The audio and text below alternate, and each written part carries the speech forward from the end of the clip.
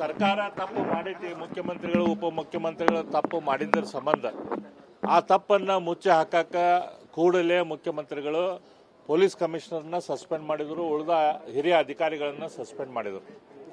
ತಮ್ಮ ರಾಜಕೀಯ ಕಾರ್ಯದರ್ಶಿ, ಈ ಸಲಹೆ ಕೊಟ್ಟಂಥ ರಾಜಕೀಯ ಕಾರ್ಯದರ್ಶಿ ಗೋವಿಂದರಾಜ್ ಅವ್ರನ್ನು ಕೂಡ ಅವ್ರಿಗೆ ರಾಜೀನಾಮೆ ತೆಗೆದುಕೊಳ್ಳುವಂಥ ಕೆಲಸ ಮುಖ್ಯಮಂತ್ರಿಗಳು ಮಾಡಿದರು. ಯಾಕಂದ್ರೆ ಮೇಲಿನ ಹೈಕಮಾಂಡ್ ಇವ್ರಿಗೆ ಕೇಳ್ತೈತೆ ಅಂತೇಳಿ.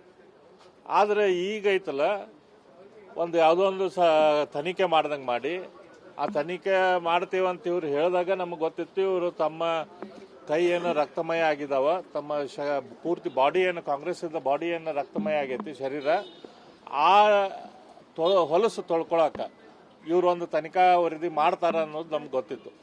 ಅದ್ರ ಪ್ರಕಾರ ಈಗ ಒಂದು ತನಿಖಾ ವರದಿ ಮಾಡ್ದಂಗೆ ಮಾಡಿ RCB ಅವ್ರೇನು ಕ್ರಿಕೆಟ್ ಕಪ್ ತೆಗೆದುಕೊಂಡು ಬಂದಿದ್ದ ರಾಯಲ್ ಚಾಲೆಂಜರ್ಸ್ ತಪ್ಪ, ಅವ್ರ ಮೇಲೆ ಕ್ರಿಮಿನಲ್ ಕೇಸ್ ಹಾಕುವಂಥ ಕೆಲಸ ಇವತ್ತು ಕ್ಯಾಬಿನೆಟ್ದಲ್ಲಿ ಮಾಡಿದ್ದಾರೆ. KCA ಅದ್ರ ಕೆಲಸ ಏನು?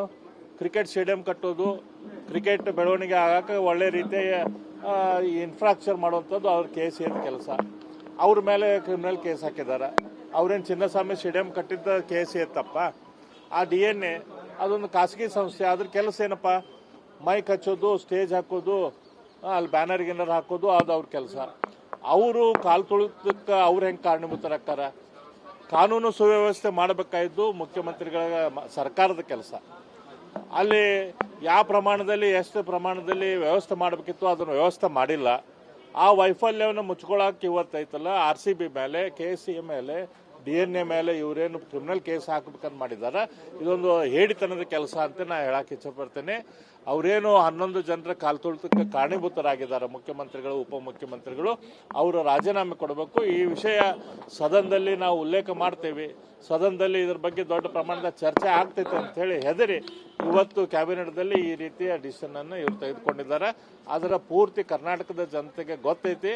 ಇವ್ರು ಮಾಡಿದ ಕುಕೃತ್ಯದಿಂದ, ಇವ್ರು ಮಾಡಿದ ತಪ್ಪಿನಿಂದ 11 ಜನ ಇವತ್ತು ಜೀವನ ಕಳ್ಕೊಂಡಿದ್ದಾರೆ. ಅದಕ್ಕೆ ಕಾಂಗ್ರೆಸ್ ಪಕ್ಷ, ಸಿದ್ದರಾಮಯ್ಯನವರು, ಉಪಮುಖ್ಯಮಂತ್ರಿಗಳಾದ DK ಶಿವಕುಮಾರ್ ಅವರ ಹೊಣೆಗಾರರು.